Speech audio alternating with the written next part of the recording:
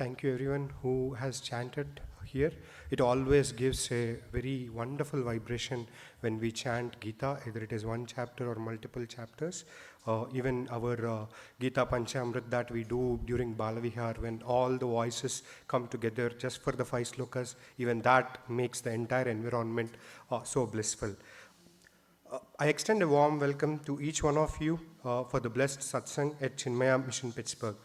We are privileged once again to be in the divine presence of Swami Aparajitananda ji, a devoted disciple of Puji Gurudev, whose compassionate teaching style and profound clarity continue to illuminate the path for speakers and across the world.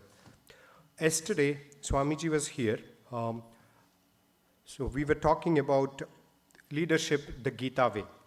So through that discourse, we learned that true leadership is not about control or authority, but it's about self-mastery and service. Couple of quick tidbits or highlights of yesterday were like the 4 ideas: having clarity on the goal. Who is an efficient leader? The person who has clarity on the goal, who knows the swadharma of his team members, understand the gunas of the team members, and at the end, being the role model himself. So we learned that, Swamiji, thank you so much for that. We see that in our day-to-day life, every day in our career and all. That's put in a very simpler terms. Like I was actually wondering what are we going to cover and all, but you made it pretty simple. I just want to share one personal experience. So I had the blessing of being in a couple of Q&A sessions with Swamiji that we did over the summer. So I still remember I had spent enough time when questions were sought out from the devotees. I was thinking, what question would be the right question if I ask? I'm not wasting other people's time. I'm not wasting Swamiji's time. What would be the right question I should ask? And it took me 2 to 3 days to actually formulate, okay, let me ask about younger generation. Let me ask about the problem that I face every day. I try to discipline my son and I feel like I'm losing every day. So I made almost 2-3 sentences for such a long question about, okay, Swamiji, in this current generation, whatever I say, he comes back and says, no, other people are not following it. Is it right? You always tend to tell me things that my other friends are not doing. One simple answer that Swamiji told on that day was like, you be the example. You do it. Without you doing it at home, nobody else will do it. Your son will definitely not follow. So that Swamiji is really inspiring. I mean, I was like, okay, Swamiji will tell something or some tips to me how I have to talk to my son or how I have to continue the spiritual growth that I was able to put him till that age. But the right answer is within, right? You do it. Automatically they will follow. You do the puja, he will follow. You do the seva, he will follow. You don't need to have a separate process that defined for your son separately. It's you be the example of it. And yesterday's entire discourse also felt the same thing. You be the sattvic leader that automatically brings the sattvicness out of every other team member, whichever gunas they fit in. Thank you so much for that, Swamiji. And I would like to thank the lunch sponsors today. Sorry, Shobhan, do we have a slide? Oh yeah, thank you. Thank you, Shobhan and Saru Padamati, Malini Sundar, Lavanya Kari, Asha Praveen Sharma, Preeti, Vishwesh Ramanathan, and Vasant Jarmanwala. Thank you so much for your lunch sponsorship. Sorry. Yeah, and there are, I think, 3 more days of discourse. The sponsorship is available. You can go onto the website and try to sponsor for the prasadam. Yeah. Just a little housekeeping. Yesterday, Swamiji told if there are kids, they should only be breathing. So I'm just reminding that before we get started. And yeah, today's discourse is on inner peace in a chaotic world. So I would just like to, because we just chanted a sloka in Bhakti Yoga, Adveshta Sarva Bhutani Maitra Karuna Evacha Nirmamo Nirhankaraha Samadukha Sukha Kshami. The person who can have, I mean, again, I don't want to give meaning because Swamiji is here, but my little understanding of that sloka is who can balance sukhaha and dukhaha internally and look for peace within uh, uh, is the, I mean, he's overcoming uh, overcoming the chaos that's going inside the human being. So I'm actually eagerly waiting how Swamiji would extrapolate and examples. Again, I'm not yesterday's example of simple example: fish on a tree, monkey in a water. We know it, but that points out, like, that sticks to with us forever, or which we can easily correlate to a particular sloka. So Swamiji, some of my questions before Q&A, like I would expect some of these would be answered, like how do we maintain serenity amidst the early challenges that we see every day, and how to stay anchored in faith in the world around. That's the same question I asked 2-3 months back. Uh,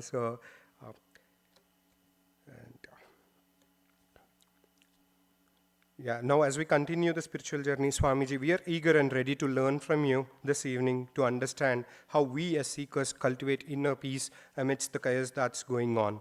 With profound humility and heartfelt gratitude on behalf of all the people assembled here and Chinmaya Mission Pittsburgh, Swamiji, please bless us with their enlightening discourse for today. Thank you.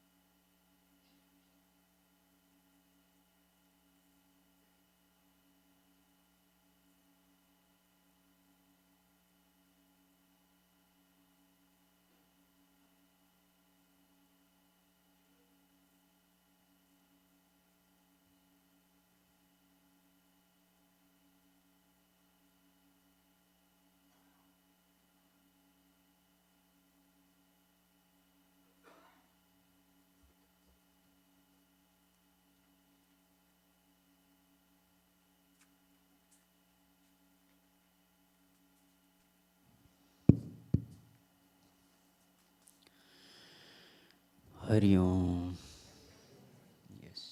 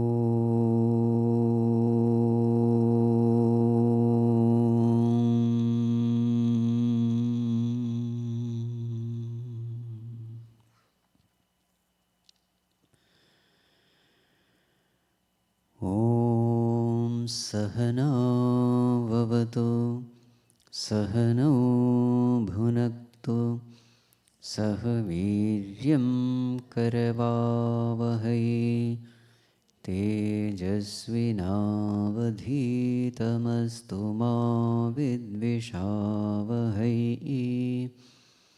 ॐ शान्ति शान्ति शान्तिः।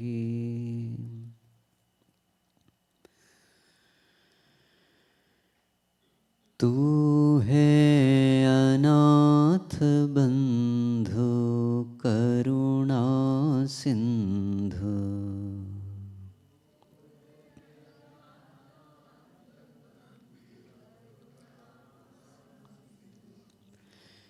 तू है अनाथ बंधु करुणा सिंधु।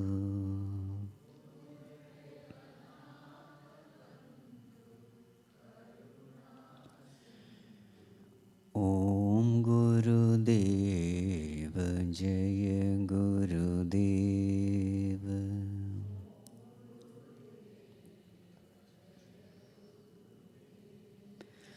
तू है अनाथ बंधु करुणा सिंधु,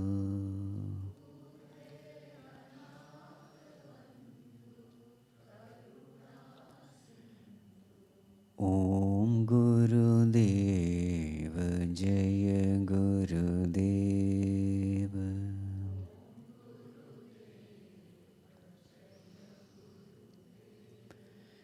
दुख और दर्द दूर करो,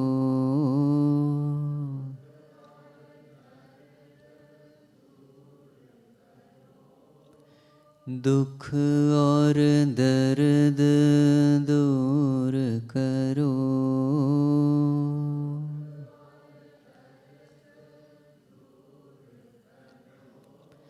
सुख का कारण दुख का निवारण,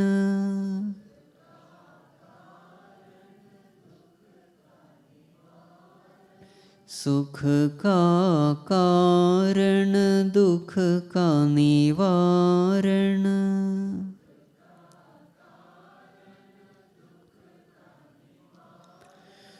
मैं क्या जानूं तेरी महिमा,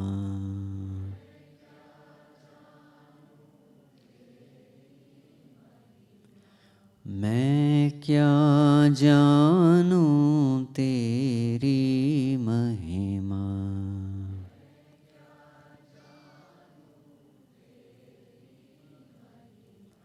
माया में आवे सब ही अंधेरा,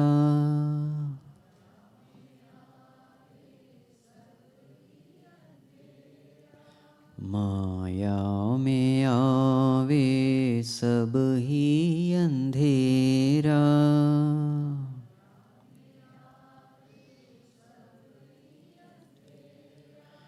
तू है अनाथ बंधु करुणा सिंधु,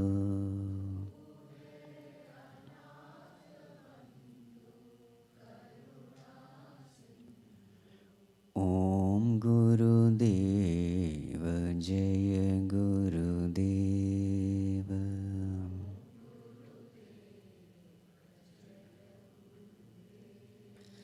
जन्म जन्म के दुख बिसराओ,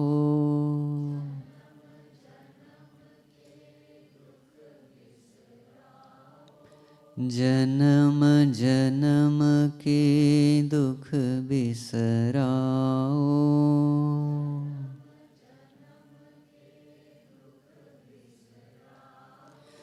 बंधन कोटि सूत्रास निवारो,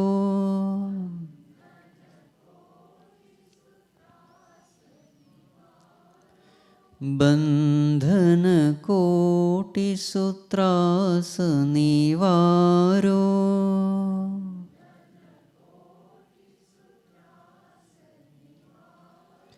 मैं क्या जानूं तेरी लीला,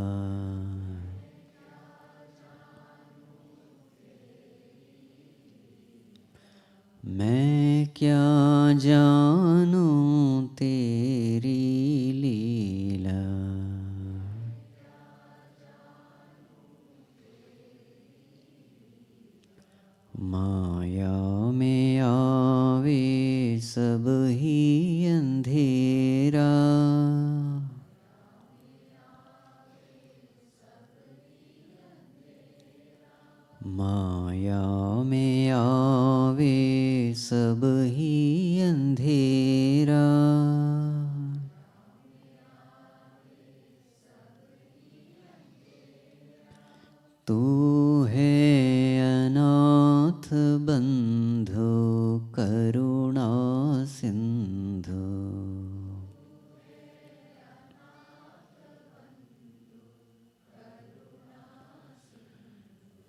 ओम गुरुदेव जय गुरुदेव।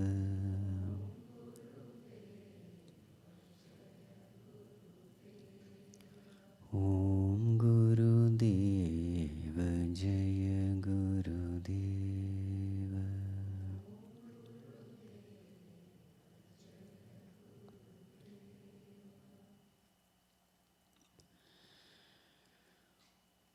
ओम नमो नारायणाय।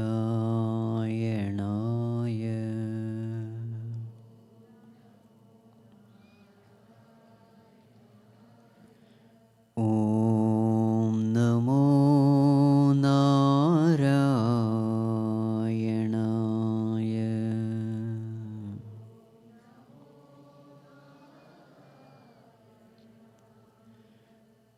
ओम नमो नारायणाय।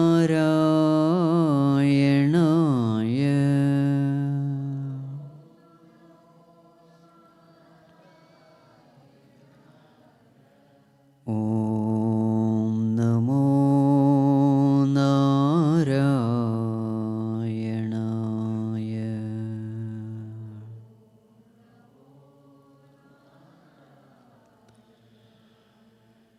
ओम नमो नारायणाय।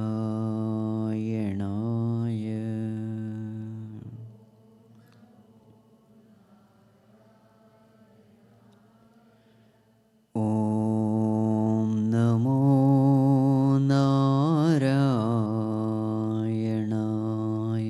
नारायणाय।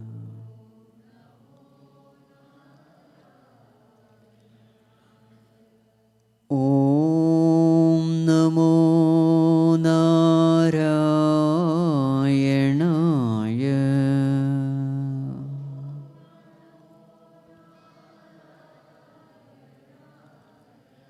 ओम नमो नारायणाय।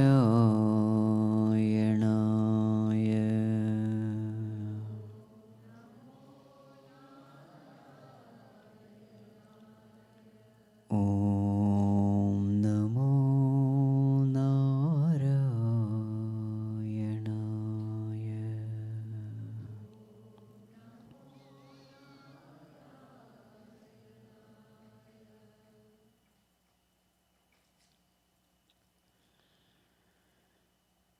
ॐ यं ब्रह्मा वरुणेन्द्ररुद्रमरुतः स्तुन्वन्ति दिव्यैस्तवैः वेदैः साङ्गपदक्रमोपनिषदैः गायन्ति यं सामगाः ध्यानावस्थिततद्गतेन मनसा पश्यन्ति यं योगिनः यस्यान्तं न विदुःसुरासुरगणाः देवाय तस्मै नमः।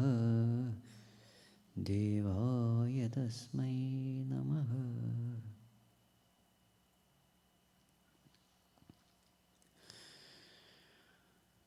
Humble prostrations to one and all present here. Today's topic of discussion is inner peace in a chaotic world.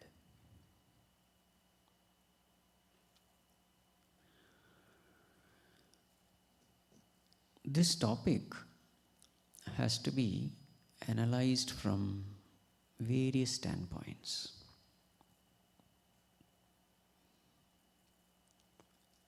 What are the standpoints we are going to discuss? We are going to discuss again from 4 standpoints.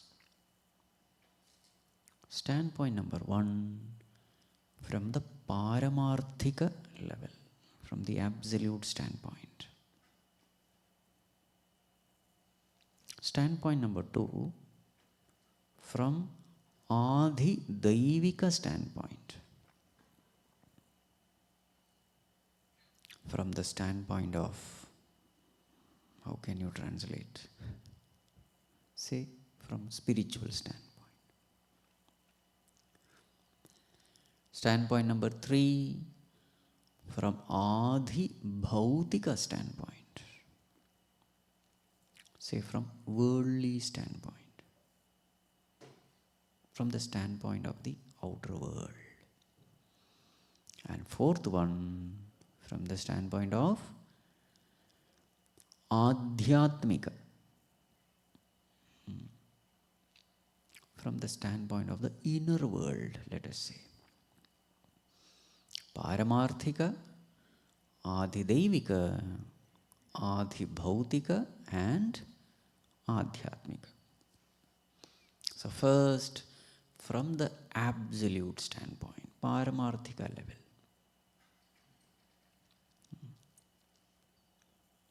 So first of all, this question is a very commonly asked question. Swamiji, why there is so much of chaos in the world?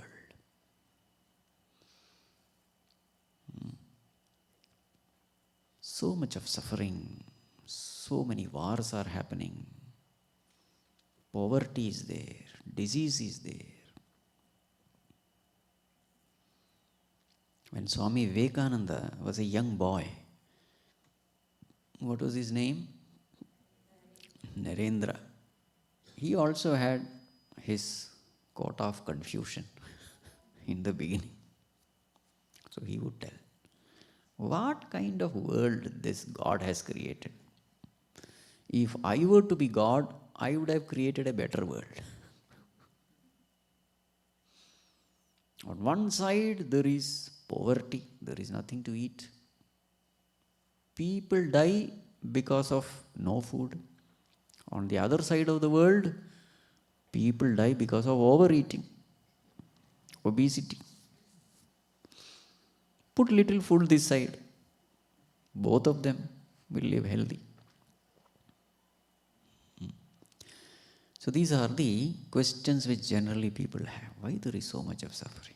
On one side you say God is omniscient, omnipotent. On the other side, there is so much of imperfection. How can a perfect God create an imperfect world? Okay. Now from the standpoint of absolute reality, how to answer this question? How to have peace in a chaotic world? This is the question. So from the absolute standpoint, we say there is no world. Where is a question of chaos? When the world itself doesn't exist, where is a question of chaos in the world? No, Swamiji, how can you say world doesn't exist? It is so very clearly existing. Okay. Why do you say the world exists? World exists because I am able to see. I am able to hear. I am able to perceive this world. Shabda, sparsha, rupa, rasa, gandha. Sense organs are able to perceive it. Therefore, world is real. Okay. Not only we are able to perceive the world, we are able to interact with the world. Interaction is also possible. Not only interaction is possible, my desires are satisfied. I have hunger, and this world fulfills that hunger, satiates that hunger. I have thirst, this world, the worldly objects, they are able to put an end to my desires. So, I am able to perceive, I am able to transact, I am able to fulfill the desire. Also, there is a very clear cause-effect relationship. You sow a seed, that seed based on the rules, the laws of universe, slowly becomes a plant, a tree. There is this law of causation. Why do you say this world is unreal? It is illogical.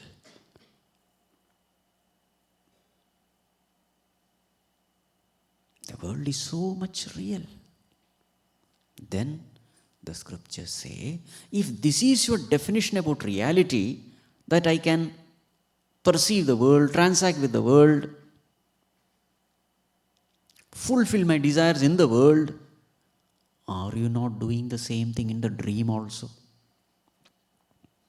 In the dream also, you have a dream world. You are able to perceive the dream world. Everything is there. Shabda, sparsha, rupa, rasa, gandha is there. Infinite sky is there. Infinite ocean is there. Brilliant sun is there. In the dream, whatever you experience in the waking is there. In the dream, when you are hungry, eat dream food. Your dream hunger is satiated. You touch the dream fire, your dream hand will burn. And that burning, as far as the experience is concerned, it is real burning only. Yes or no? So if this is your definition of reality, then you must consider dream world also as real. Because everything is happening there. In what way dream world is different from waking world? So then this question comes, then what is the definition of reality? So in our scriptures, the definition of reality is abadhyatvam satyatvam. That which can never be negated at any period of time, in any state of mind, that which never comes and goes, that which is ever there is real. Tri kaleshu, tri avasthasu, yat tishtati tat sat. So if there is a reality which is existing in the dream, in the waking, in the deep sleep state, if there is such a reality, then that alone is real. What is the problem with the waking world? Waking world is there in the waking state. Waking world is not there in the deep sleep state. No, Swamiji, it is not for me, but for others it is there, no? So, again analyze your experience. Where do you see this world? We see this world in the mind. When the mind is, world is. When the mind is not, world is not. Therefore, world depends on the mind for its existence. And where is mind existing? Mind is nothing but thoughts. Thoughts exist in consciousness. Therefore, mind exists in consciousness. Therefore, world exists in consciousness. Therefore, consciousness alone is Sat, real. That is why consciousness is there in the waking, dream and deep sleep. So, since world exists in the mind, if we can completely silence the mind, quieten the mind, transcend the mind, what will happen to the world? It will just disappear. Manasam tu kim margane krute naiva manasam marga arjavat. Bhagavan Ramana Maharshi. What does he say? This is a straightforward method. Whole of spirituality, if you are qualified, just do this. You don't have to do anything else. Inquire into the nature of the mind. What is this mind? The moment you inquire into the mind, you come to know there is no mind. Mind is nothing but thoughts. You can silence those thoughts. And then you come to know there is nothing called mind. There is only pure consciousness. That alone is real. Nasato vidyate bhavaha, na bhavo vidyate satah, ubhayorapi drashtontah, tvanayostattvadarshibhihi. Tattvadarshibhihi ubhayoho drashtah. The knowers of the truth, they have seen both. Nasato vidyate bhavaha. Asataha bhavaha na vidyate. That which is unreal doesn't exist. Na bhavo vidyate sataha. The real has no non-existence. Meaning what? Real alone exists, unreal doesn't exist. They are very clear. So existence is only for the real, not for the illusion. So when you meditate upon consciousness, what do you come to know? Consciousness alone is real. Anything that is projected upon consciousness by the mind is an illusion. So, how to get peace in a chaotic world? What should be your answer? Which world?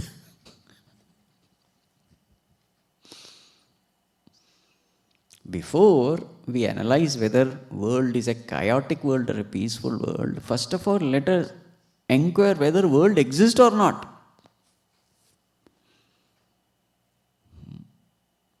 Before analyzing whether the snake is poisonous or non-poisonous, let us find out whether actually snake exists or not.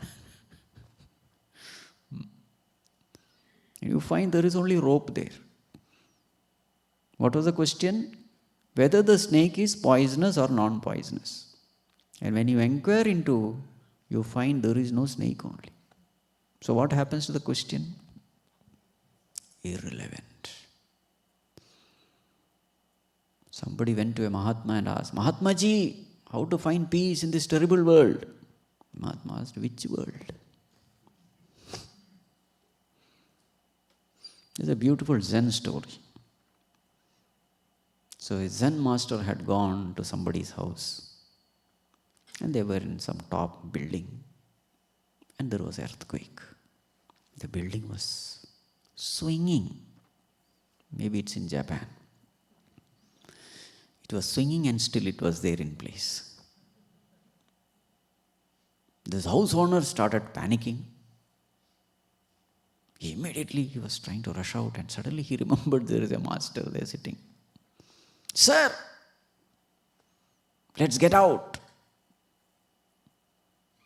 The Zen master said, you go out, I go in. It's over. Zen stories are all like that. Don't ask then what. You go out, I go in.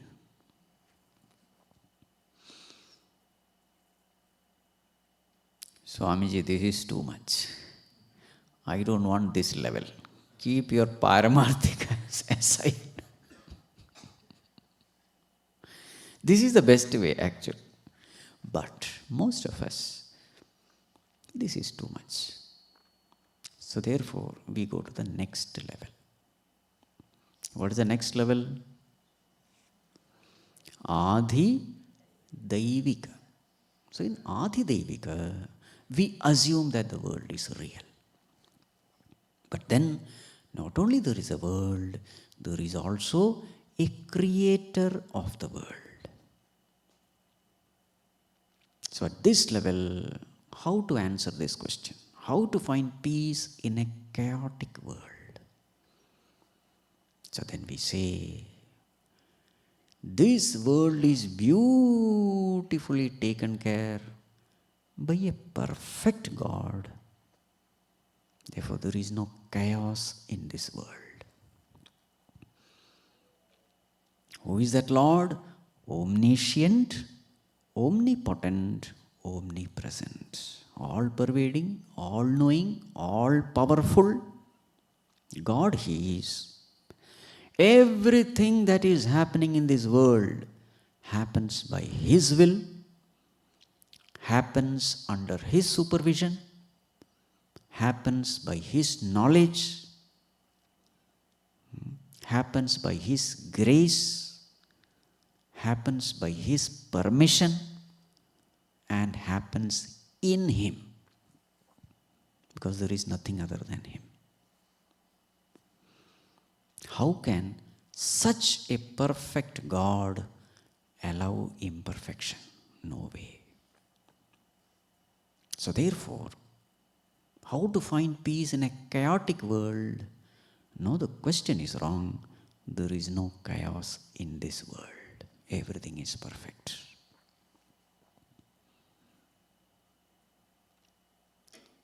Chaotic world, that is your misunderstanding, wrong interpretation.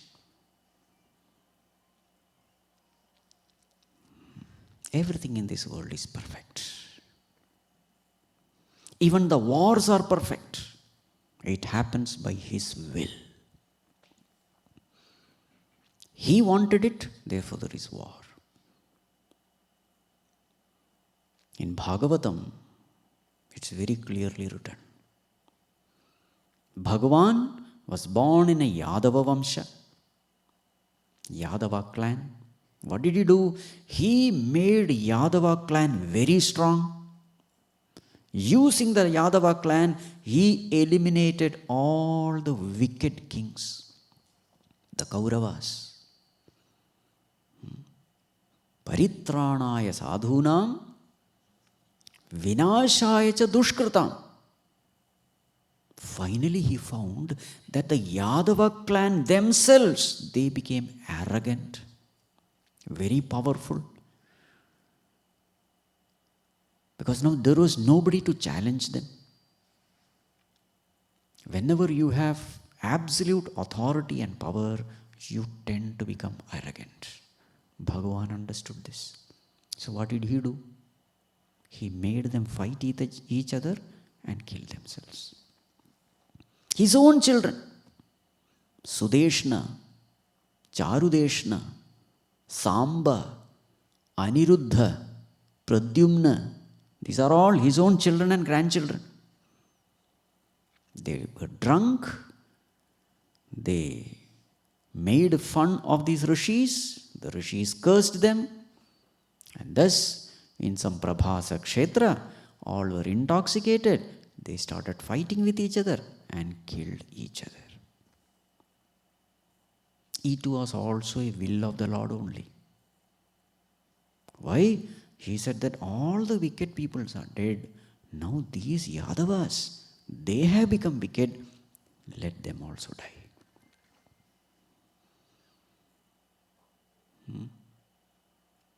Paritranaya sadhunam, good people were protected. Who were they? Like Uddhava, Akrura. Good ones are protected. All the bad ones, including the children and grandchildren of Bhagavan, he eliminated all of them. So, in Bhagavatam it is said, just like the big fish eats the small one, the strong one kill the weak one, and finally the big and the strong, they fight with each other and they kill themselves. In the same way, Bhagavan eliminated all the wicked ones and eliminated the burden on earth. Another example given in Bhagavatam. Just like you take one thorn and remove all the thorns stuck under your feet. And then finally what do you do with this thorn? You don't keep it, you throw that also. In the same way, Bhagavan took a body, removed all of them, and threw away that body also. The point is this: even the war that is happening in this world is a purposeful, deliberate war. Just like in the body we conduct surgery. When do we do surgery? When normal medicines don't work, then we have to cut open the part of the body. Yes or no? So in the same way, in the society sometimes a surgery is necessary. And that surgery in the society is what is called as war. It happens by the will of God only. So this is at the Adhi Daivika level. The point is, whatever happens is perfect.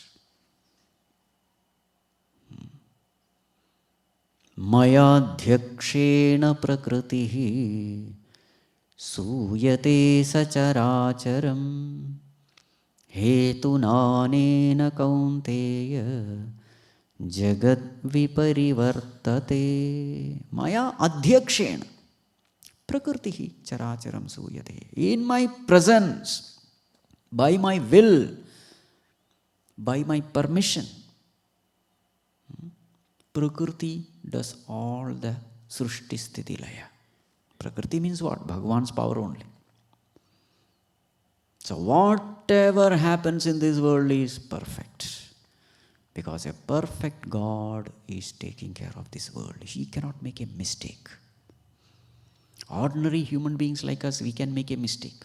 A lot of defects are there in us. Limitations are there in us.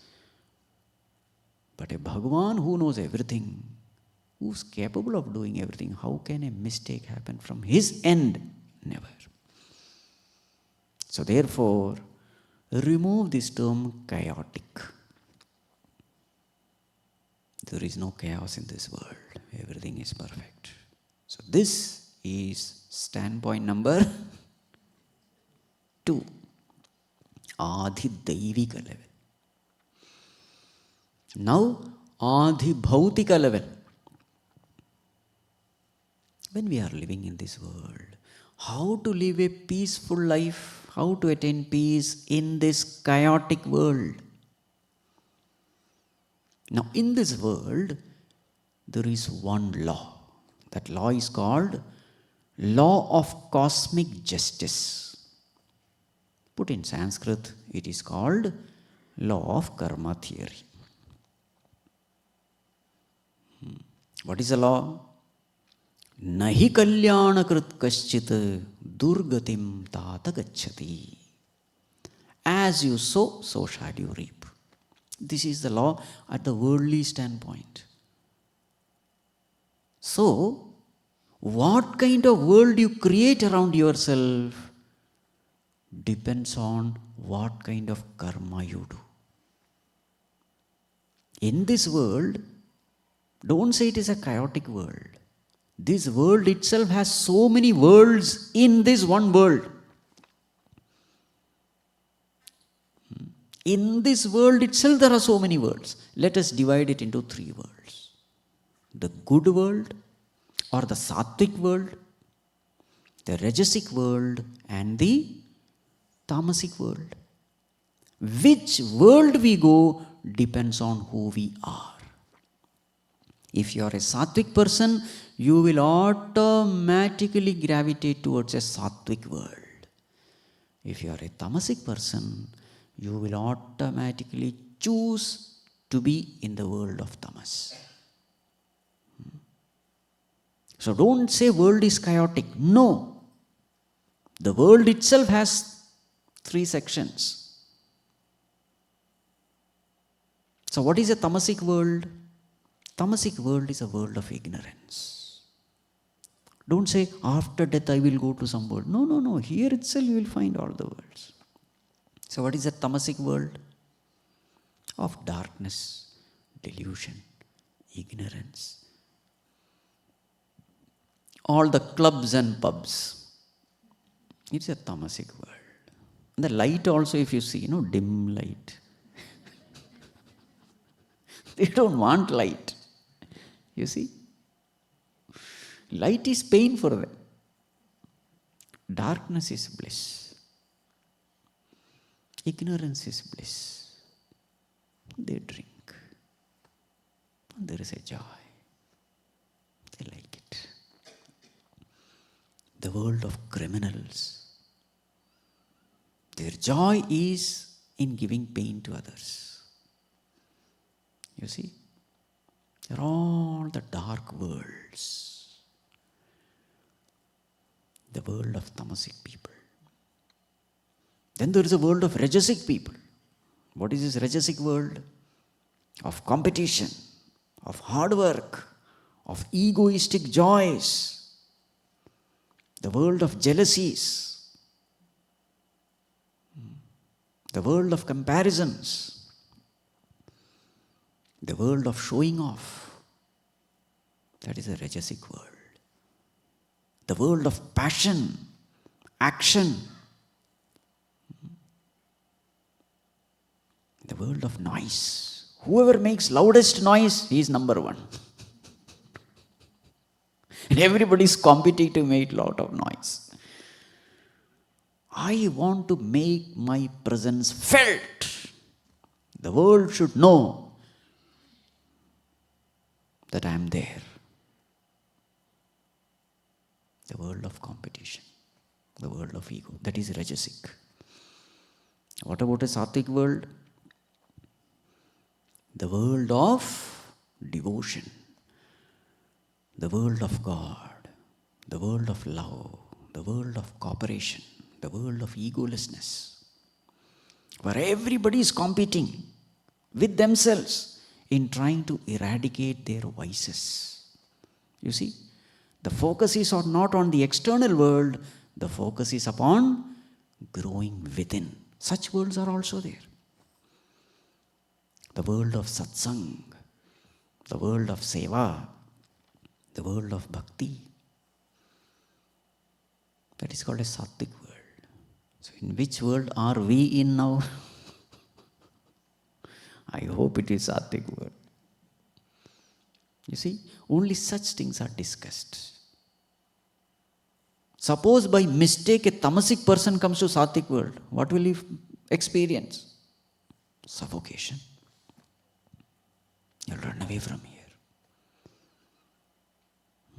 Suppose a Sattvic person go to a tamasic world, again suffocation. You see, even by mistake, if the unfit person goes to a different world, Sattvic person going to a tamasic world, or a tamasic person coming to a Sattvic world or Rajasic world, that person will be like fish out of water. Right? So, with this understanding, how will you answer this? How to gain peace in a chaotic world?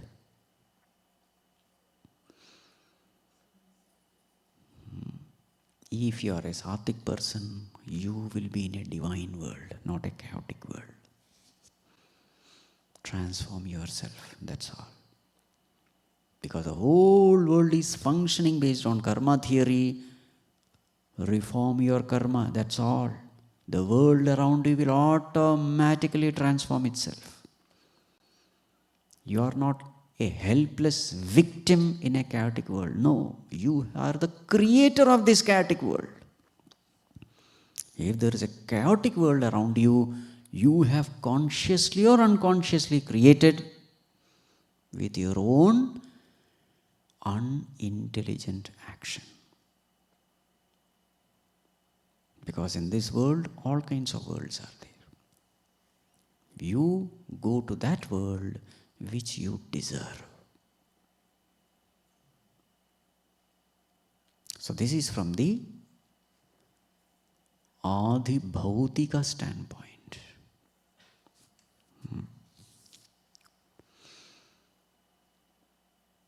Now the last one. What is the last one? Adhyatmika standpoint. From the Adhyatmika standpoint, if you say, Swamiji, there is a chaotic world, then we say, yes, accept it. Because this world is meant for chaotic people. How can you say that, Swamiji? You see, who comes to this world? Perfect people or imperfect people? See, the perfect ones have got liberated and they have gone. What is moksha? Not coming back to this world is called moksha. Liberation. Freedom from the birth-death cycle. Means what? Liberated. They are gone. They need not come back. They have learned the right lessons of life. They don't come back. Then who comes back? The imperfect ones come back. Because they are yet to learn lessons of this world. So now, just imagine a world full of imperfect people. What can you expect? What can you expect? Mess. Exactly like, what do you expect in a hospital? All healthy people? You go to a hospital, what is this? All are unhealthy people only. They are either admitted, broken hand, broken leg. Question is wrong. Only when you are sick, you are admitted in a hospital. The moment you are free of your disease, you are discharged. Yes or no?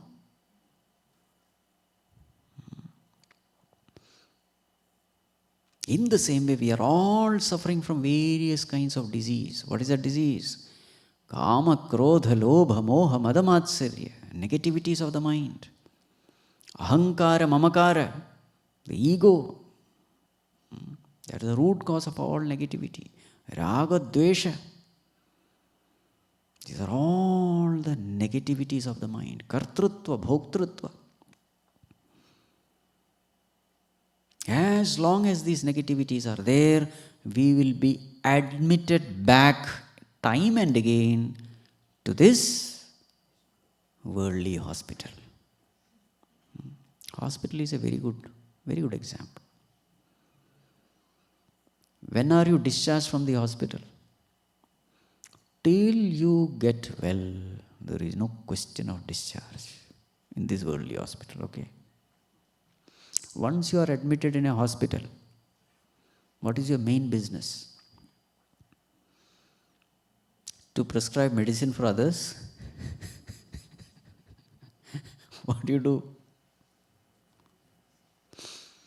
Mind your own business. That is what you have to do in the hospital. Mind your own business. And what is your business? Mind is your business. Because all the negativities are in the mind. You see? In the hospital, remain in your room. Doctor will come. He will prescribe something. So what is that prescription? The scriptures are the prescription. Vidhi nisheda, pathyam. Don't eat this. Eat only this. Don't do this. Do only this. Do's and don'ts of the scriptures. That is a prescription. And what you have to do? You have to take that medicine. What is that taking the medicine? Practicing whatever has been said. That is taking the medicine. What is the indication that you are recovering? Hunger comes back. Yes or no? You really feel hungry. And also, you get the taste of the food. Fever and all that. When you are able to taste the food, yes, taste has come back, hunger has come back. Then you know, yes, health is improving. Strength has come back. Isn't it? In the same way, when the virtues are growing,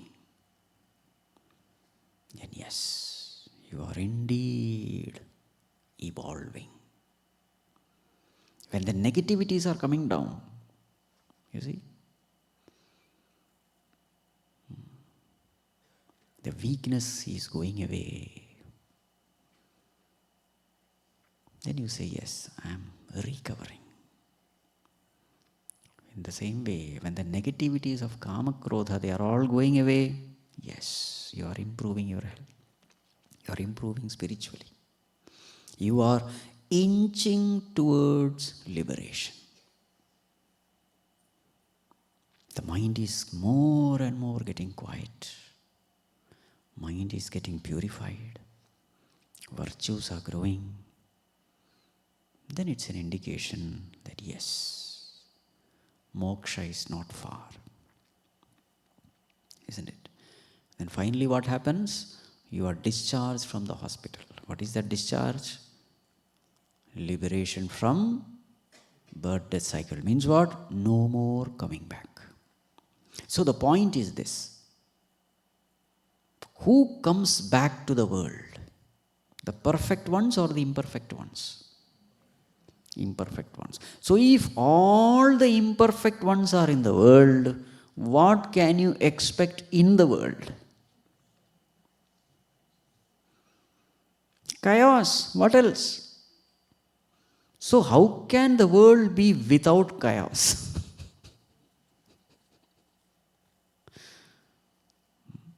It is but expected. How can the hospital be without disease? Only healthy people are admitted. Is it ever possible? So in this world, what is the process in which we recover and come out of our illness, of worldliness? What is the process? There is a process. So this is the process. Everybody, we are going through that. Whether human being, animal, plants, insects. This is a process.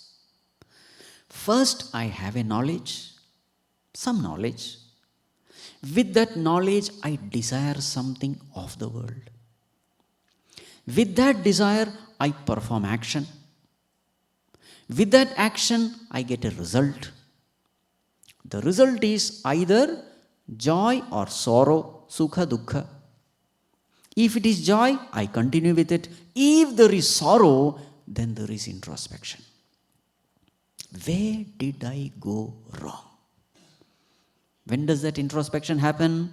Whenever there is pain, whenever there is suffering, immediately I enter into an introspection mode.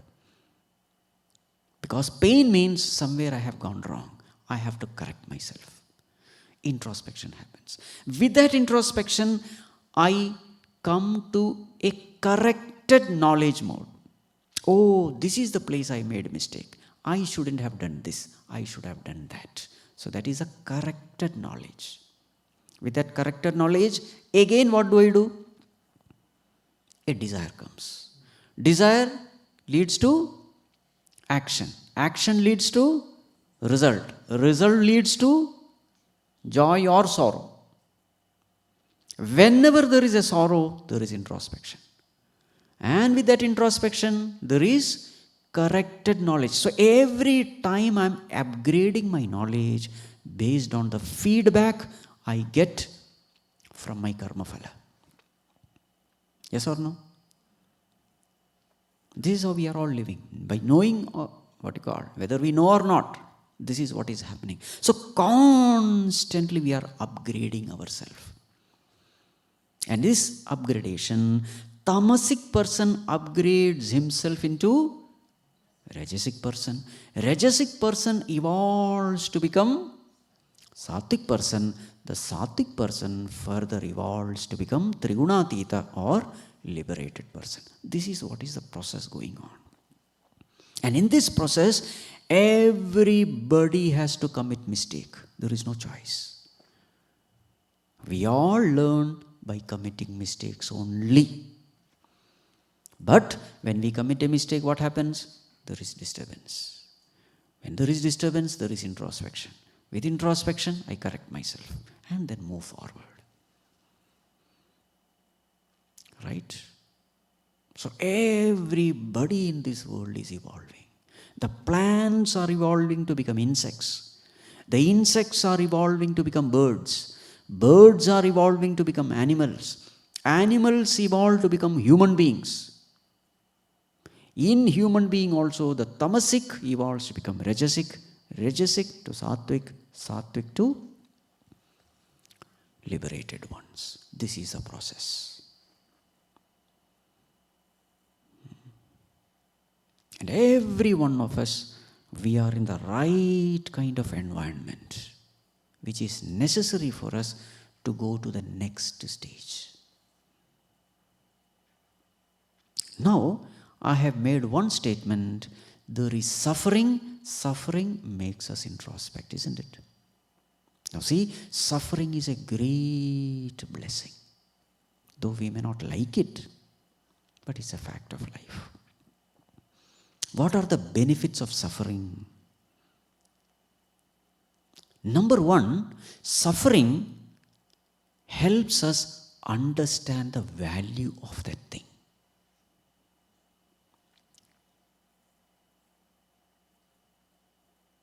When do I understand the value of food? I understand the value of food only when I have gone through the suffering of hunger. Hunger, that suffering, makes us understand the value of food. In the modern time, children have no value for food because they did not know what is hunger.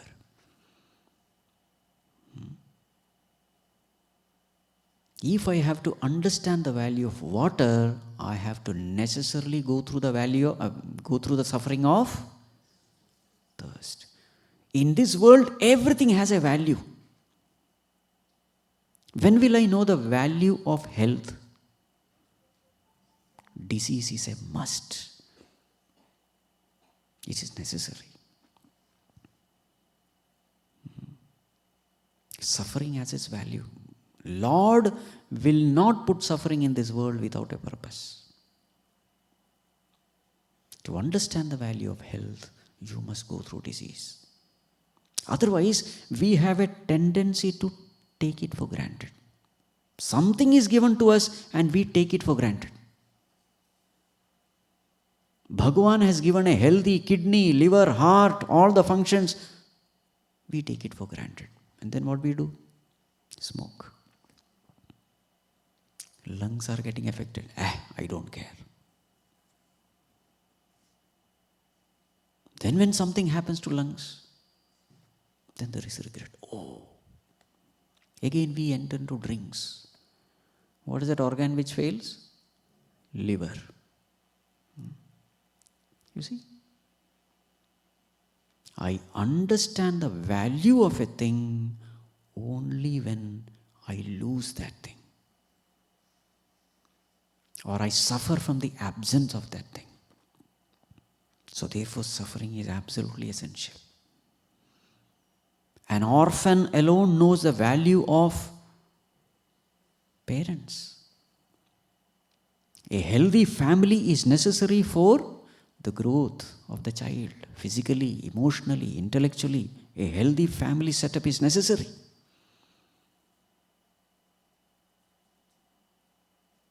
So suffering has its place. So this is number one. It makes us understand the value of a thing.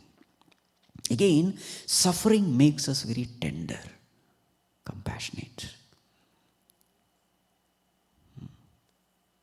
You see, have you seen people who rejoice in the suffering of others? They are called as sadist people. Sadist. When the others are suffering, that gives them enjoyment. They love seeing others suffering. Now the cosmos has its law. The one who enjoys in the sufferings of others, the cosmic law is that very same suffering comes back to this person.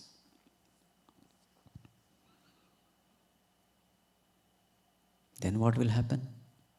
In that suffering, in that misery, that stone heart becomes tender, becomes soft, becomes sensitive. Next time when that person sees somebody suffering, he's not able to stand. Now his suffering is becoming my suffering. You see? When I have gone through a particular suffering, when somebody suffers that, I start feeling it. Then that heart becomes a sensitive heart. How did that insensitive heart become sensitive? Through suffering. You see the important value here? Suffering has its place. It makes the insensitive heart sensitive, tender, compassionate. Always you observe this. When somebody is suffering and you are not able to stand seeing the suffering, it simply means that in the past I have gone through it. I don't remember. Maybe in some past birth I have gone through it. That's why I am able to feel it. And that's a great virtue. Because once I start seeing the pain of somebody, I cannot but do something for that person. That becomes a virtue. Where did this virtue come from? It has come from suffering. So suffering makes us value everything in life. Suffering makes us grateful to God for everything that is given to us in life. Again, suffering makes the heart tender, sensitive, compassionate. Again, suffering makes us humble. We come to know Ma kuru dhana jana yauvana garvam harati nimeshat kala sarvam. Don't be proud of your dhana, jana, yauvana, youth, wealth, power, influence. Harati nimeshat kala sarvam. The time principle will just take it away from you in no time. So when suffering comes, I become humble. I become a nobody. I come to know that whatever is given to me is not mine. You see? Again, suffering makes us introspective. These questions come only when we suffer in life. Who am I? Where have I come from? What is the purpose of life? How to get rid of this suffering? Is there some purpose in life? And it is this suffering which finally culminates in mumukshutva, the desire for liberation. Why is there a desire for liberation? There is a desire for liberation because I am miserable in my present existence. You see? So therefore, suffering is a great blessing in disguise. It's a great blessing, though we may not like it. A person is completely reformed through suffering. Greatest sinner becomes a saintly person through suffering. Yes. So that is why Bhagavan has allowed measured doses of suffering in this world. What do you mean by measured doses? How much ever that Jivatma is needed, that much dose is injected. It's all a measured dose. How much suffering is necessary, how much that Jivatma can take so that he is reformed, only that much is given. So therefore, if you think there is a chaos in this world which is creating misery in me,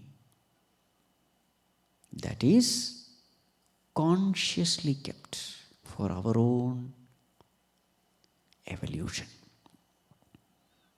So this is at the Adhyatmika standpoint. So from different standpoint, what are the answers to this question? First standpoint, Paramarthika standpoint. Which chaotic world? Because which world? There is no world only. The question of chaos doesn't even exist because there is no world. That is the best way. There is only peace because you are abiding in Ananda Sarupatma. There is only Satchidananda, the pure consciousness, which is bliss absolute. Where is chaos? There is no chaos. What is the second one? Adi Devika. This world is perfect world. Every happening is perfect because a perfect God is taking care of this world. Therefore, there is no chaos. Even in imperfection, there is perfection. That's the point. There is no chaos. Everything is perfect. Third one. What is the third one? Adi Bhautika. My own karma is coming back to me with precision. If I do good, good will happen to me. If I do bad, bad will happen to me. So therefore, if I want a peaceful life, what should I do? Only do good. Think good. Speak good. Do good. Only good will happen to you. Then where is the question of chaos? Because your world is created by you. Whether it is a chaotic world or a divine world, you have a choice. Exercise your choice. And number 4. What is number 4? Even the suffering has a purpose. It is for our own evolution.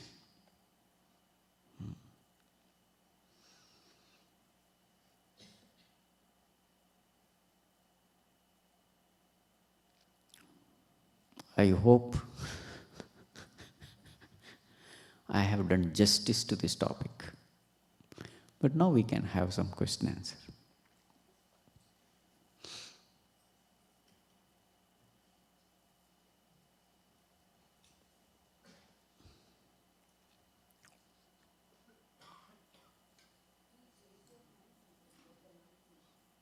Yes.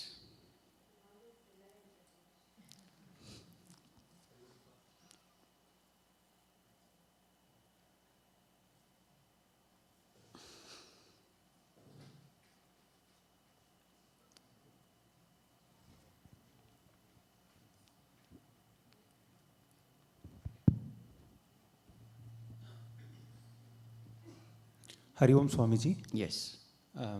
Thank you for explaining the 4 different types of how we can perceive the world. But how would we explain this to someone who is suffering because of no fault of theirs, because of some political leader's decision, say to an infant or a family who is sattvic by nature, do all the sevaks, do good, follow whatever religion they want to follow, but because of no fault, when they want to live a good life, bring up their kids, go through suffering.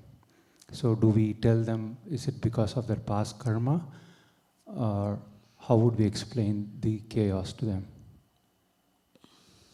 See, in such cases, many times, we don't want to hear the truth. Many times, a person is not interested in truth. To such people, just sympathize with them. Whatever God is doing, there may be a purpose. He is a compassionate one. That's all you need to say.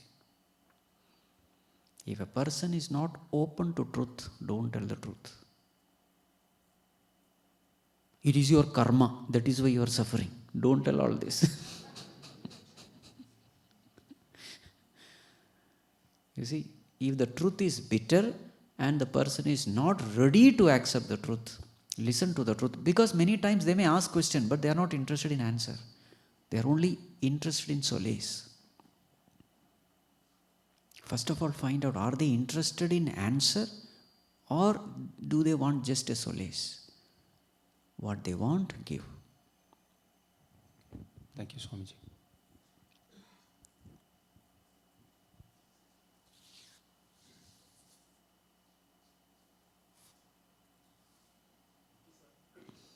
Thank you, Sanji.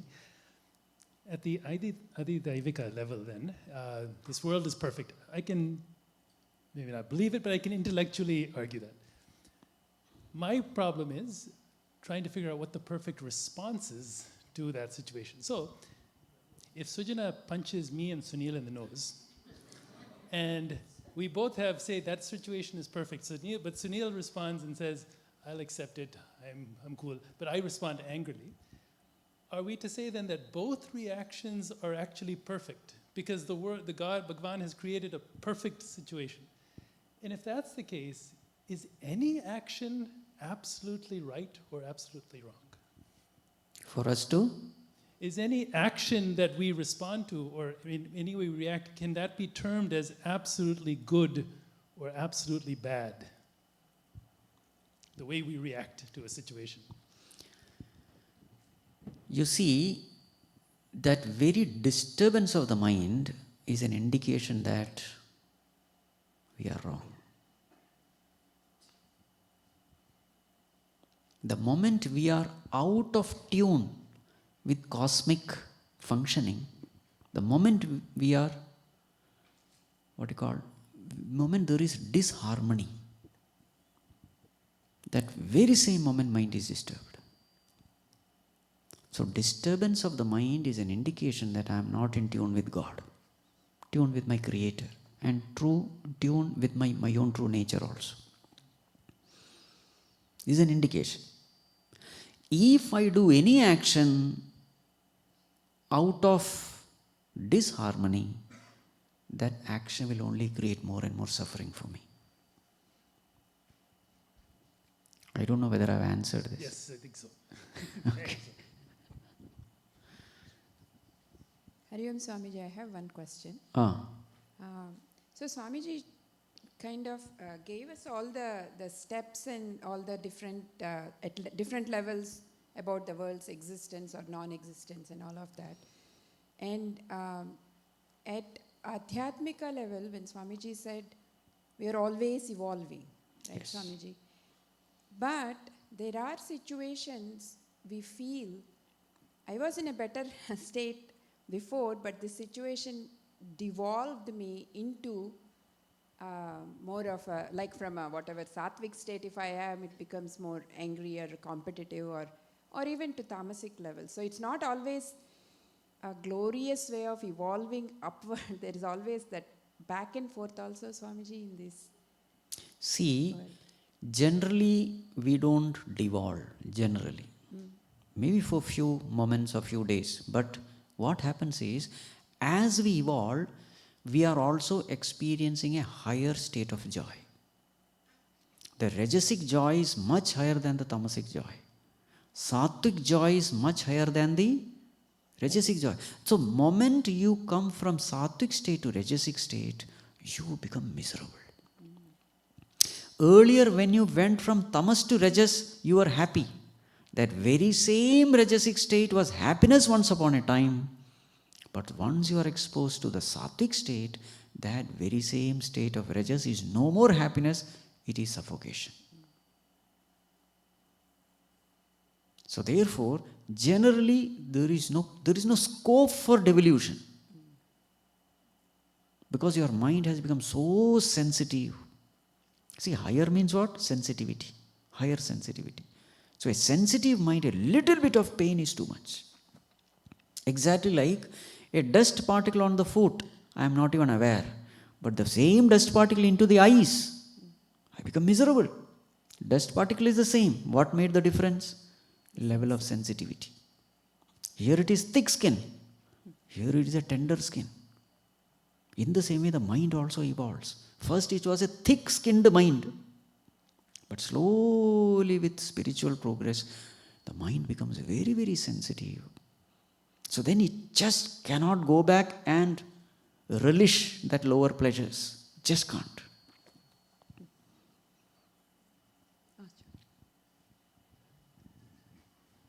Hari Om Swamiji. When I keep hearing to you, I feel I'm convinced.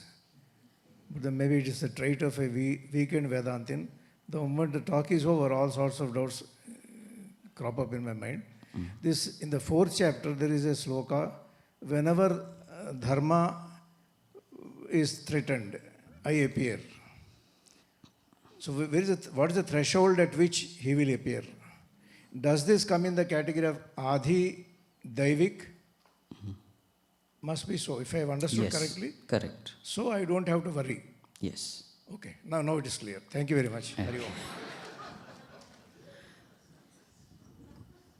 Thank you, Swamiji.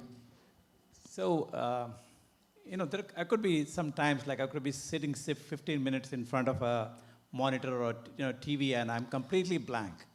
Okay, I have no thoughts, nothing. My wife will ask me what am I thinking, and I'll say nothing, and she's not happy about it because she says I'm not confiding with her, right? But that I would want to think that it is the sign of a peaceful mind, but actually I think it's a dull mind, right? Yes. So it's only a sharp mind which will be agitated, can be agitated. So how do I know that my mind is sharp and is getting peaceful versus it being a dull mind? This topic we will discuss in Mind Matters. Correct? That's the topic, right? What is that? Mind does matter. Something is...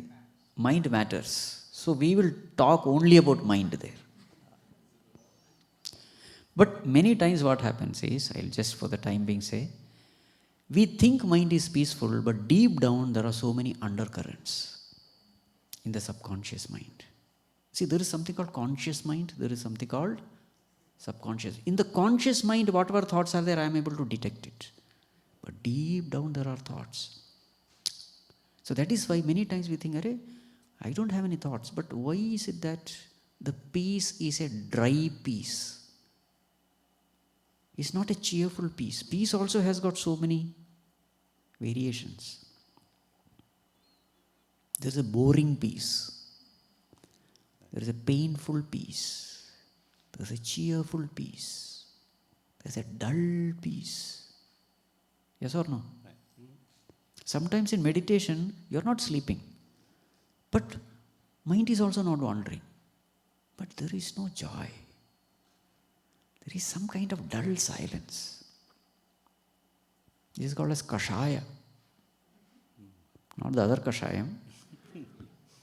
That thing is called kashaya.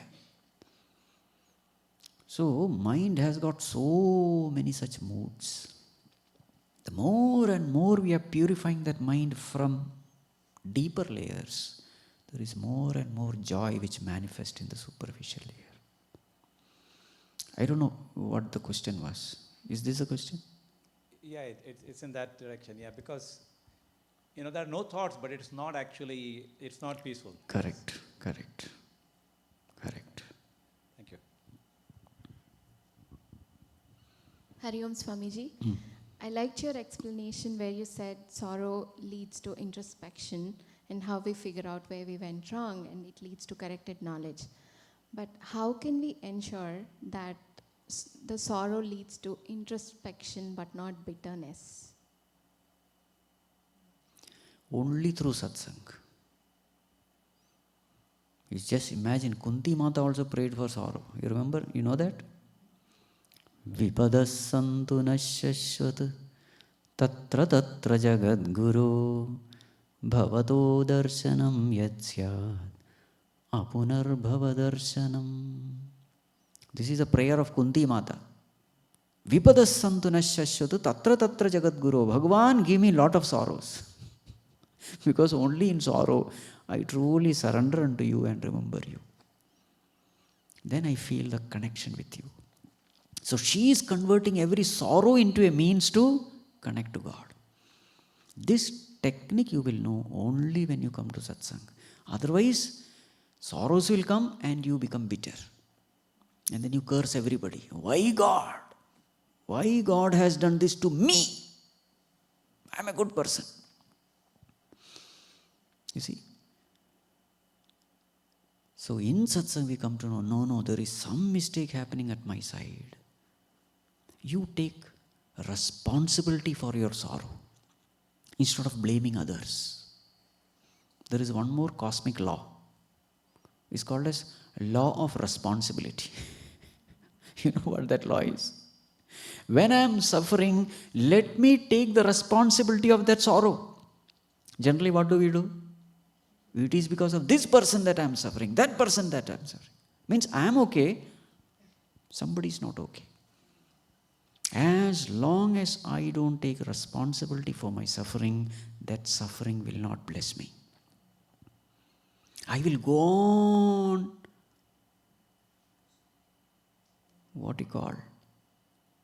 continue. I will go on creating more and more such situations, creating more and more suffering. That suffering will never go away from me. It is exactly like if there is some black mark on my face and I am seeing a mirror and I am going on cleaning the mirror. You understand? Where should I work? Here. Where am I working? There. Trying to avoid that person, get rid of that person, trying to reform that person, advising that person, scolding that person, fighting with that person. Where is the problem? Here. Where am I working? There. So in this birth it continues, in the next birth another person comes. Problem continues, suffering continues. But the moment you say, no, somewhere I am going wrong. This cause of sorrow is only because of me, my wrong thinking. I have to work on myself. The moment your direction changes, a time comes when you are able to get rid of that sorrow. More of it we will discuss in that mind matters topic. Thank you, Swamiji. Right. Swamiji, again, very similar to what what the question was. It kind of, when suffering is there, I think, to me at least, the Adhyatmika idea kind of reflects more. But if the suffering stays longer, how do you work on having a titiksha that can get me over it? Because sometimes we get very impatient that this is not going away. What is the option for you? Again, there is Drinks? no. Again, how do you Movies? Chit-chat with friends? Hanging around? All these will give you temporary relief. Accept it. But the problem still is staring at you. You know, there is a bird in the desert, they say. The moment some animal comes, it buries its head in the sand, thinking that now I am safe. You are not safe. You are creating more problem. In the same way, other than patiently working on it, what choice do we have? And where do you draw that patience from, Swamiji, during those times? You see, when you have fever, what do? You have to go through maybe 1, 2, 3 days. Just have patience, that's all. There is no drawing the line. As long as it is there, you have to just wait. The only thing is complainingly wait or cheerfully wait. This is the only choice we have. So anyway, I have to wait. Why not cheerfully wait? This is a choice. Actually, we don't have any choice. You know, in one place, I don't know who said this. You know how much patience you need? So this Mahatma says, suppose you are given a blade of grass and you are asked to dry up the ocean. To dip it, sprinkle. Dip it, sprinkle. How much patience do you need? That is a patience you need in the path of spirituality. Not time. With this patience you approach, suddenly the whole ocean is dried up. But this must be the willingness. It won't take that time, but this must be our attitude. Come what may, I am going to do. Results may be very, very less. But very soon something happens. Grace of God descends and dries up the whole ocean. With our effort, nothing is possible. Everything is possible only by His grace. But for His grace to descend, this must be our attitude. Thank you, Swamiji. Hari Om Swamiji. You explained how a human being has to go through multiple births before he or she achieves liberation. I was wondering if there is a way to break through this, or make it early by Shortcut? yeah. No shortcuts. The moment you are looking for shortcut, it will end up in a long cut. There is no shortcuts available. Thank you. Then God will be partial, you see. For you, immediately He gave quick darshan. For another person, long queue. Isn't it partiality? God will never do that. All are equal. All have to go through the same struggle. If there is a shortcut, why anybody will take a long cut? Everybody will follow the same path. Yes. Number and all we don't know, it is kept hidden. Maybe you are just on the verge, who knows? One push and there you are. The secret He never reveals so that nobody will feel superior, nobody will feel inferior. Everybody feels that we are all on the same page. Otherwise, just imagine, I come to know that only after 10,000 births I will realize. Imagine my condition. You see? So He has beautifully, out of great compassion, great love, He has kept it hidden so that we will not feel bad. Yes. Hari Om Swamiji. This question is related to your previous Q&A session on Zoom, which the answer was so profound that I've thought of it so many times over the last several months actually. So someone asked you what is your favorite place to travel, and you quickly enough to say your Atma, travel inward, which was very profound. So I have some multiple choices for you. Is that something you woke up one day and you realized that's where I want to travel? Or number two is because it's a Q&A session, as a Swamiji, you're supposed to say that to us.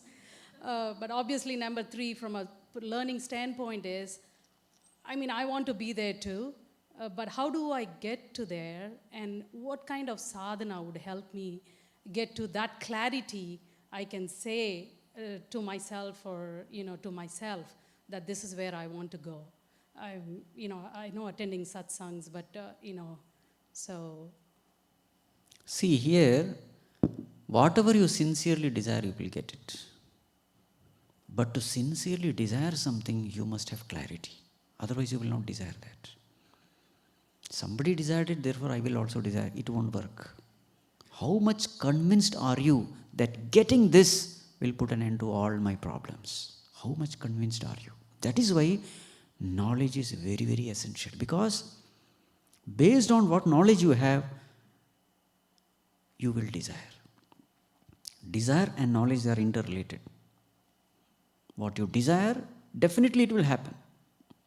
That's the law of this cosmos. Whatever you intensely desire, wholeheartedly desire, it will happen. But that desire is based on what is your knowledge.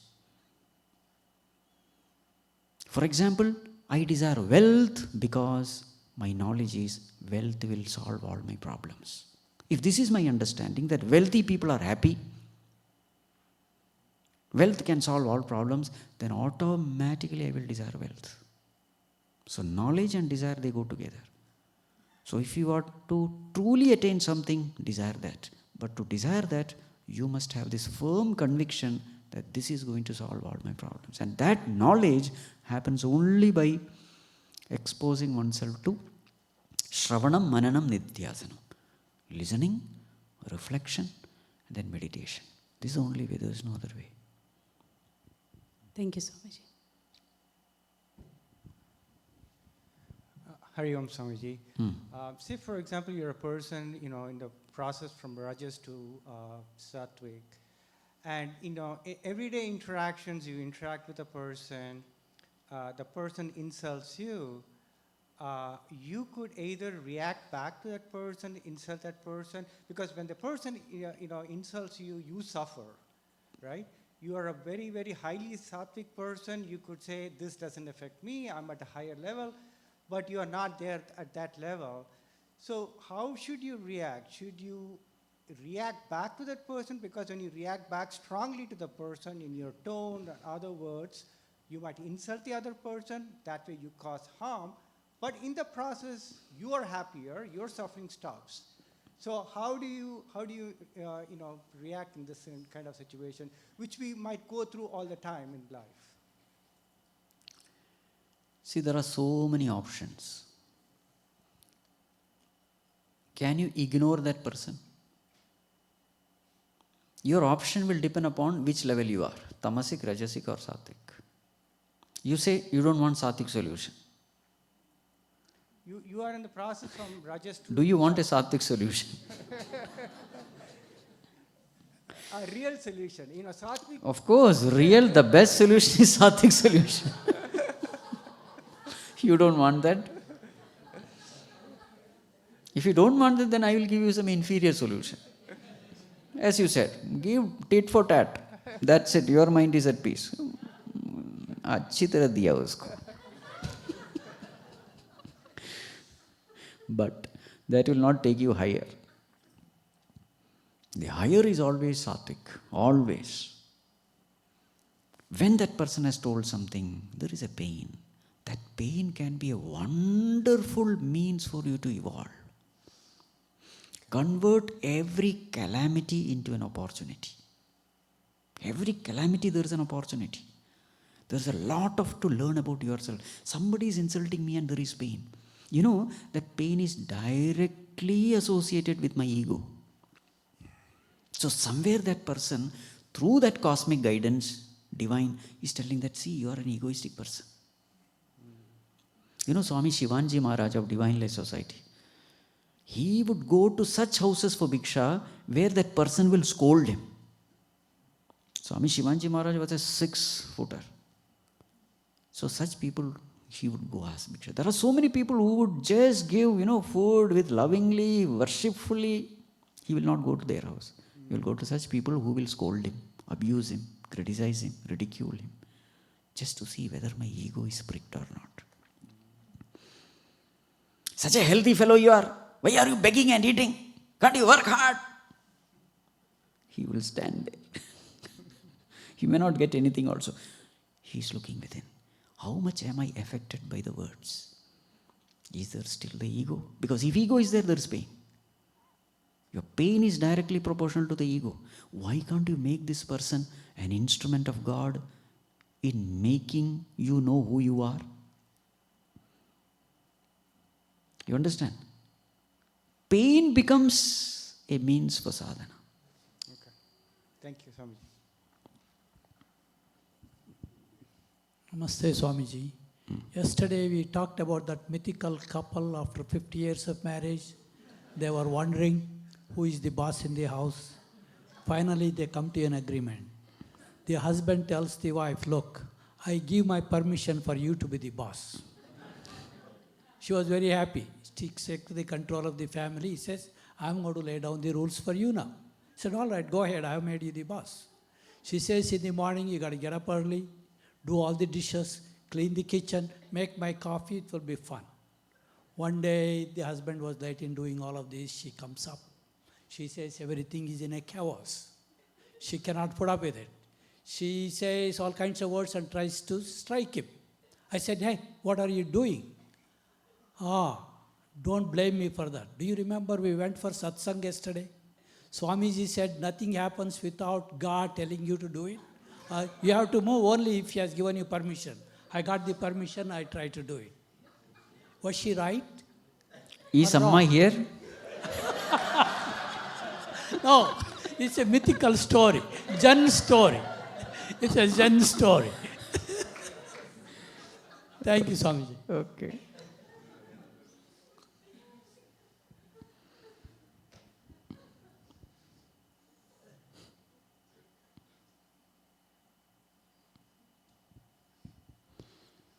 I'm still waiting for you to respond to him, but can I still go ahead with my question?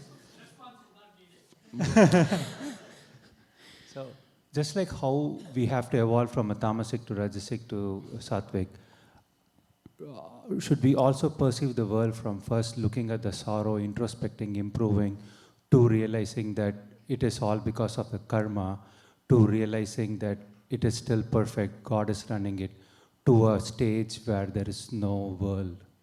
Is that how we have to perceive? You see, you remember the cycle which I have given?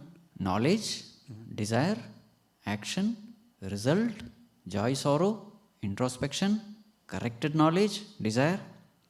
When does this loop end? The moment there is perfect knowledge, you have no desire. Why? The perfect knowledge is, I am infinite happiness. I don't have to desire happiness. Happiness is my nature. What happens to the cycle? Perfect knowledge, no desire. No desire, no action. The whole cycle is broken. This is how you attain that paramarthika state. There is no world. Then the world will disappear automatically, because now the purpose of the world is served. The purpose of world is only to take you there. Once that job is done, world vanishes. Once the baby is born, the purpose of the womb is served. This is a womb. World is a womb. Once the world has taken you to your own self, your own nature, the purpose of the world is over. Thank you, Swami.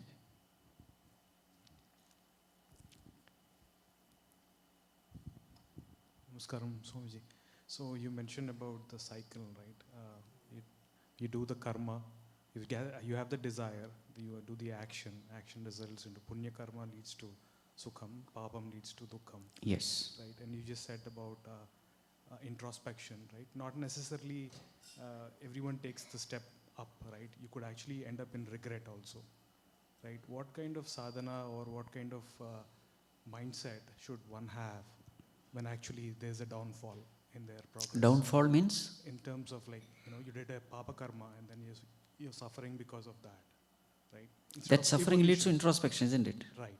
You may call it regret, but that is actually introspection only. Okay. So that's, regret is a form of introspection, agree. Yes, now you will want to come out of it. Right. Then you have to learn to forgive yourself by saying that, yes, this is how life is. Everybody has to evolve by committing mistakes. Nobody is there who has not committed mistake and reached there. Exactly like, a child. How does a child learn to walk? By falling. From the womb directly, left, right, no child comes out. Falling is the way, there is no other way. You cannot teach the child through books. See, this is how you have to walk. No. Theoretical you may give anything, but practical is absolutely essential. Nobody learns swimming without drowning. You have to get into the water, gets little suffocated. That's a part. In the same way, world is designed to allow us to commit mistakes and learn. So regret is only, many times what happens is the life itself Bhagavan takes away. Because in this life, that person is not able to come out of that guilt. It becomes too much. In fact, the society also becomes, they all say, see, this person did this. So then what happens? It is better for him to die. So that a fresh opportunity is given for him to continue without that baggages.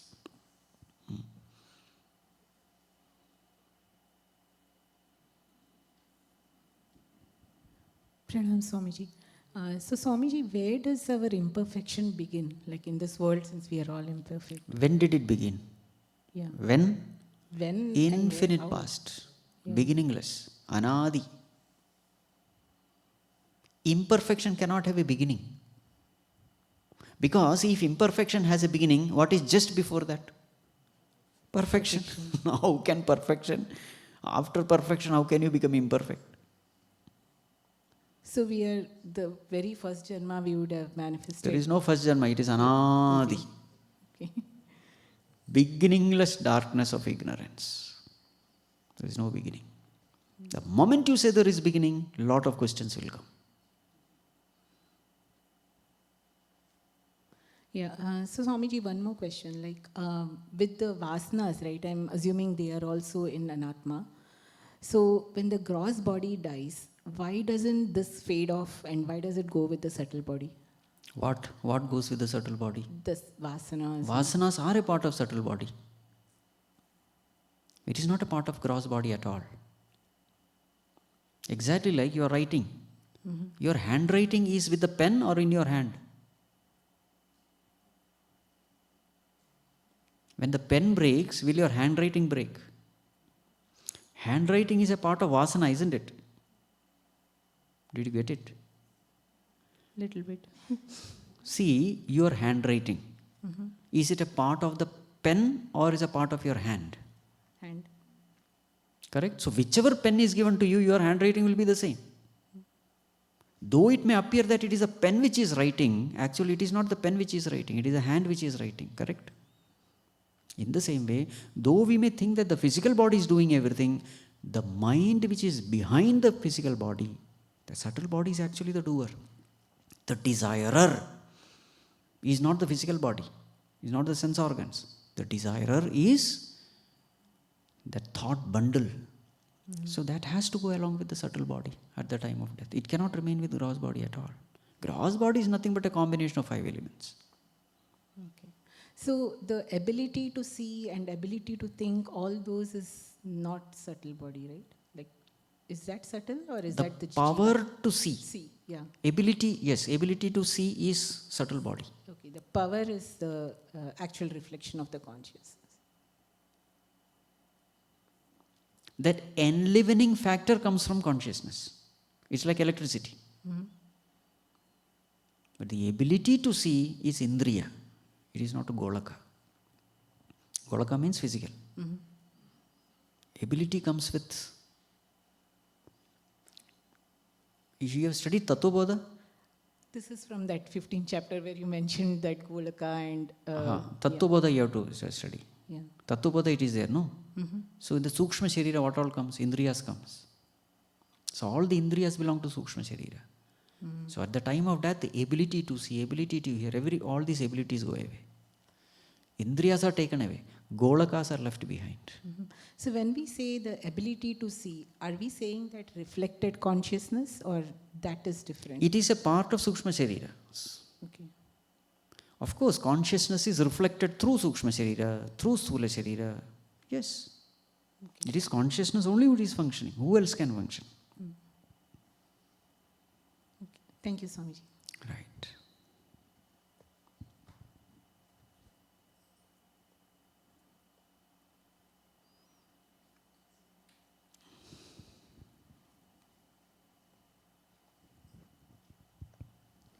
Thank you, everyone, and thank you, Swamiji. That was so memorable. All the question and answers were also very interactive. Thanks, everyone, for participating. Thank you, Swamiji. So, just what I have took notes. So, accept. Don't try to resist. It's all the will of the God. So, whatever comes your way, just accept.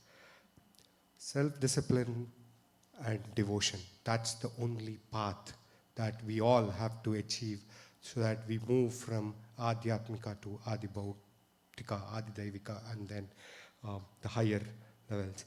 And yesterday and today, the same theme, let go of your ego. Ego is the centric for everything, whether it is chaos or to elevate yourself to a higher level. And thank you so much, Swamiji, for all that. Any Ganeshan announcements? Just some quick things. Swamiji mentioned that that this is a perfect world, and I do see that Suresh has moved back in that one chair. You asked that question about that. So I'm anyway waiting for that scenario to play out later. But just one quick reminder. In fact, just a few requests to everyone. First of all, obviously, please try to come on time. So 7 p.m. is when the lecture actually starts. 6:45 is the chanting. So that's number one.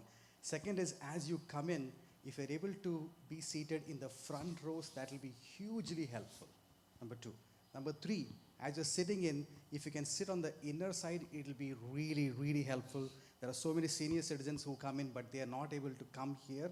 They would love to come here and sit ahead, but they are not able to come in because all the outer aisles, they're all occupied. I know we all love our aisle seat in our flight, but here I think it's fine for us to actually sit inside. So just 3 requests. Please come on time. Please be seated forward. And third is, if you're able to be seated on the inner side, hugely helpful. So thank you. Yeah. So a couple of quick announcements from my side. We have Gita books outside.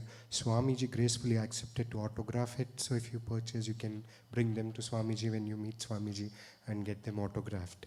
And one last thing, if you are planning to meet Swamiji personally, tomorrow's lunch, you can meet at Sujana and Suresh's place during tomorrow's Bhiksha.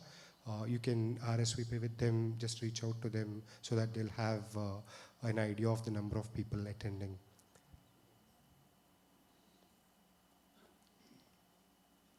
Thank you, everyone. And tomorrow's topic, thank you. So tomorrow's topic is the pathways to joy. So Swamiji is just told us, because we are in Adhyatmika, there is chaos. So now let's search for joy tomorrow. So let's all attend tomorrow and get tips from Swamiji to how to identify that joy in this chaotic world. Thank you, everyone, for attending. Looking forward to see you tomorrow. Thank you.